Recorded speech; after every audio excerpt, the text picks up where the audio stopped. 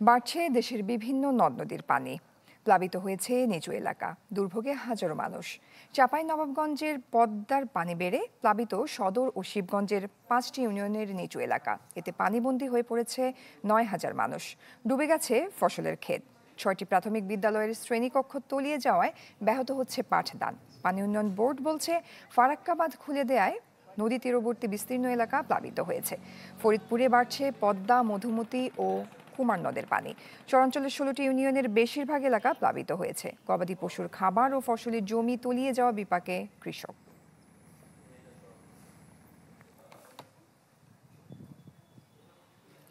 দর্শক, নদ নদীর পানি বাড়ছে এই বিষয় নিয়ে বিস্তারিত খবরাখবর জানাতে এই মুহূর্তে আমাদের সাথে যুক্ত হচ্ছেন ফরিদপুর এবং চাঁপাইনবাবগঞ্জ থেকে আমাদের সহকর্মীরা। শুরুতেই চলে যাব ফরিদপুরে, সেখানে আছেন সহকর্মী হাসানুজ্জামান। হাসান, এই যে নিচু এলাকা প্লাবিত হয়েছে, সেখানকার মানুষের কথা জানাবেন, তারা প্রশাসন থেকে কিরকম সহযোগিতা পাচ্ছে?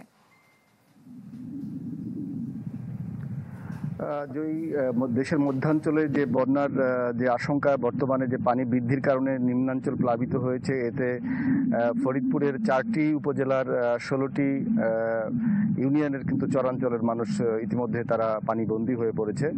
বন্যা পরিস্থিতির কথা প্রশাসন স্বীকার না করলেও পানিবন্দী হয়েছে এবং সেখানে গবাদি পশু নিয়ে সংকটে আছে। এটি কৃষি বিভাগ ইতিমধ্যে আমাদেরকে জানিয়েছে, স্থানীয়রা আমাদেরকে জানিয়েছে যে তারা গত 3-4 দিনের পানি বৃদ্ধিতে তারা নাকাল অবস্থায় রয়েছে। বিশেষ করে চরাঞ্চলের মানুষের প্রধান জীবিকা যে কৃষির পাশাপাশি যে গবাদি পশু পালন, অর্থাৎ গবাদি পশু তাদের জীবিকার অন্যতম উপকরণ। এই গবাদি পশু গরু ছাগল নিয়ে তারা খুবই বিপাকে আছেন, কারণ এই ঘাস তারা সংগ্রহ করে চরের জমি থেকে, সেখানে কিন্তু ঘাস সংগ্রহ করতে পারছে না এবং ইতিমধ্যেই ঘাস সহ ভুসি যেগুলো গবাদি পশুর খাদ্য, সেগুলোর দাম ইতিমধ্যে প্রায় দ্বিগুণ হয়ে গেছে।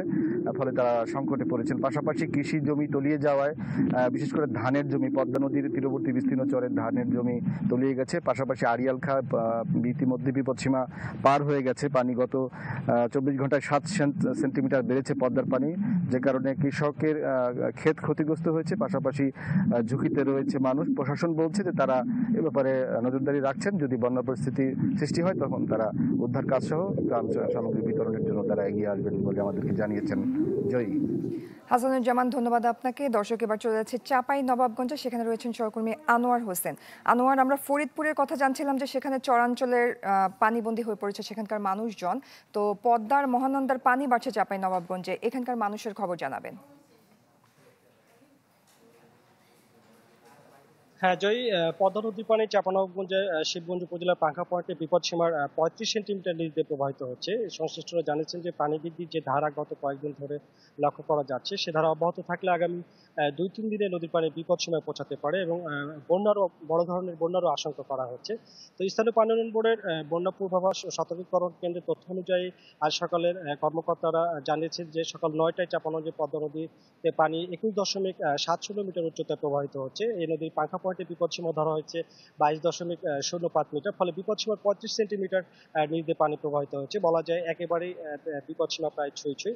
ফলে গত কয়েকদিন ধরে উজানের ঢল এবং টানা বৃষ্টিতে পানি বৃদ্ধি পাওয়ায় পদ্মা নদীর তীরবর্তী যেসব নিম্নাঞ্চল রয়েছে সেই নিম্নাঞ্চলগুলো ডুবে গেছে। চাঁপাইনবাবগঞ্জ সদর উপজেলার নারায়ণপুর, আলাতুলি, শিবগঞ্জ উপজেলার পাকার, দুর্লভপুর এবং উজিরপুর, এই 5টি ইউনিয়নের নিম্নাঞ্চল এই মুহূর্তে পানিতে প্লাবিত হয়েছে।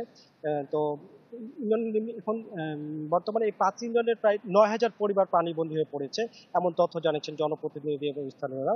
তো পদ্মাপড়ের বাসিন্দারা জানিয়েছেন নদীর পানি বৃদ্ধি পাওয়ায় তাদের স্বাভাবিক জীবনযাত্রা ব্যাহত হচ্ছে। প্লাবিত এলাকার শিক্ষা প্রতিষ্ঠান সহ তাদের যে ফসলি জমিগুলো রয়েছে সেগুলো তলিয়ে গেছে এবং তাদের প্রধান যে অর্থকরী ফসল ভাদ্র মাসের যে ধান, অর্থাৎ আউশ ধান, সে ধান তলে যাওয়ায় তারা কিন্তু দিশেহারা হয়ে পড়েছে এবং বিশেষ করে লোকালয়ে পানি প্রবেশ করে যোগাযোগ ব্যবস্থা, রাস্তাঘাট ডুবে যাওয়ায় তারা এই মুহূর্তে খুব বিপদগ্রস্ত অবস্থা রয়েছে। তো এই অবস্থায় পানি উন্নয়ন বোর্ডের জানিয়েছে যে আগামী 5 দিন বাজার থেকে ভারী বৃষ্টিপাত। আনোয়ার, আপনাকে ধন্যবাদ।